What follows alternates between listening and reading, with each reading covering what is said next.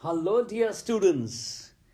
आइए school papers के लिए और एंट्रेंसेस की तैयारी के लिए यानी JEE और CETs के लिए इस एक इंपॉर्टेंट फॉर्मूले को समझते हैं और फिर इसके यूज को भी समझेंगे। बच्चों आप ध्यान से देखो, this is sine A into sine 60 plus A into sine 60 minus A. ये रेडियंस में भी हो सकता था। अगर मैं यहाँ 60 को π/3 लिख दूंगा तो ये एंगल ए भी रेडियंस में होगा और फॉर्मूला तो सेम रहेगा।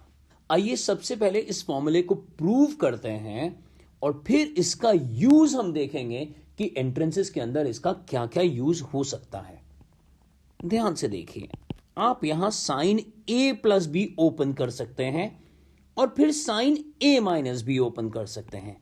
लेकिन अगर आपको sine A plus B into sine A minus B का डायरेक्ट फॉर्मूला याद हो, अगर आपको फॉर्मूला याद नहीं है तो यहां ट्रिगो की प्लेलिस्ट देखिए इस चैनल पर, और हमने अच्छे से एक्सप्लेन करा हुआ है कि sign A plus B into sine A minus B का फॉर्मूला क्या है और ये कैसे आया। वो फॉर्मूला होता है sine square A minus sine square B, और यहां ए के बदले हमने ले लिया 60 degree and for B it is angle A, तो ये हो जाएगा sine square 60 degrees minus sine square A. Sine 60 की वैल्यू √3/2 उसका स्क्वायर और माइनस साइन स्क्वायर ए। आप जानते हैं कि जब हम स्क्वायर करेंगे तो ये 3/4 आ जाएगा, और अब हम एलसीएम लेने वाले हैं और साथ ही साथ बाहर पड़े हुए साइन को अंदर मल्टीप्लाई करने वाले हैं। अरे ये क्या हो रहा है, ये तो फॉर्मूला बन रहा है, और ये फॉर्मूला बन गया है साइन 3a/4। देखिए कितनी आसानी से हमने प्रूव कर दिया है, यानी लेफ्ट हैंड साइड को राइट हैंड साइड पर हम ले आए हैं। जी हां, ऐसा एक और फॉर्मूला भी है, वो है cos A into cos 60 degree plus A into cos 60 degree minus A is equal to cos 3a/4। इसको मैं प्रूव नहीं करा रहा हूं, ये आप पर छोड़ रहा हूं, लेकिन मैं चाहता हूं कि पहले आप प्लेलिस्ट में दिए गए ऐसे 3 फॉर्मूले को अच्छे से समझें और फिर इस क्वेश्चन को करें। फिलहाल मैं इनके यूज के बारे में आपको बता रहा हूं कि इनका फायदा एंट्रेंसेस में कैसे लिया जा सकता है और सब्जेक्टिव पेपर में इन शॉर्टकट्स को कैसे यूज कर सकते हैं। अब अगर हम इन 2 फॉर्मूले को दोबारा से देखें तो मुझे मालूम है आप में से बहुत सारे स्टूडेंट्स कहेंगे कि सर हमने तो एक और फॉर्मूला यहां बना लिया है, तो आइए उसे मिलके लिखते हैं। और ये फॉर्मूला बन गया है tan 3a। याद रखना 1/4 और 1/4 यहां कट जाएगा, तो ये स्मार्ट वर्क आपको करना पड़ेगा। ये tan 3 हो गया।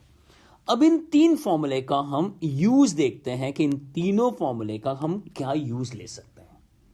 मान लीजिए एक क्वेश्चन आता है, what is cos 20 into cos 40 into cos 80, और ये ऑप्शंस दिए गए हैं और एक ही ऑप्शन ठीक है।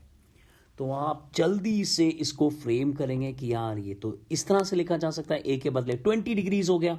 ध्यान से देखिए, 80 को क्या लिख सकते हैं 60 प्लस 20, और 40 को क्या लिख सकते हैं 60 माइनस 20। यानी अगर मैं इस फॉर्मूले को फ्रेम करके देखूं तो ध्यान से देखिए, cos 20 डिग्रीज cos 80 को लिख दिया 60 प्लस 20, और यहां 40 को लिख दिया 60 माइनस 20, तो यहां a क्या बन गया 20। तो इसका मतलब इसका आंसर होना चाहिए cos 3a/4 where a is 20 degrees, यानी इसका आंसर होना चाहिए cos 60 डिग्रीज डिवाइडेड बाय 4, और cos 60 कितना है 1/2 डिवाइडेड बाय 4, यानी 1/8। और आप देखिए जल्दी से आप इस आंसर को क्लिक कर देंगे और परफेक्ट आंसर आपके पास आ जाएगा। आइए आगे बढ़ते हैं और एक और क्वेश्चन हम करके देखते हैं, और इस बार क्वेश्चन जो है वो tan में है। The value of the expression tan 20 degree 40 degree tan 60 degree and tan 80 degrees. यहां टर्म्स 4 हैं, और अगर मैं आपको फॉर्मूले में लेकर जाऊं तो यहां टर्म्स 3 हैं। अब क्या करें, ध्यान से देखिए, क्या कोई ऐसा एंगल है जिसको पुट करा जा सकता है? वो ये रहा tan 60 डिग्रीज, यानी tan 60 की वैल्यू पुट कर दीजिए। और अब देखिए, क्या यहां पर वो फॉर्मूला जो हमने सीखा है, क्या उससे रिलेटेड कुछ बनाया जा सकता है? बिल्कुल। ये tan 20 डिग्री हो गया। tan 80 को क्या लिखा जा सकता है? 60 डिग्रीज प्लस 20 डिग्रीज। और ऑब्जेक्टिव पेपर के लिए ये सारी चीजें आप ओरली करोगे। ध्यान से देखो, और फॉर्मूला आपको याद है, tan 3a, और a का मतलब 20 डिग्रीज।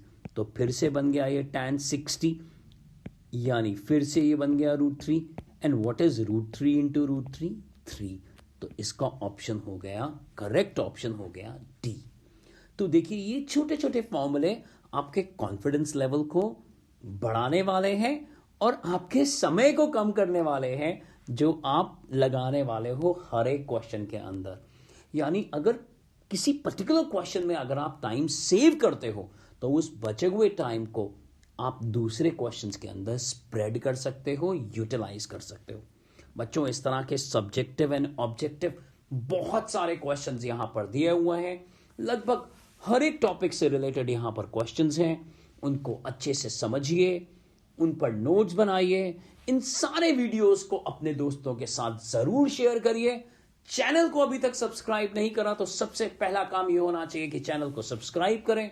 बच्चों, पढ़ते रहिए और आगे बढ़ते रहिए।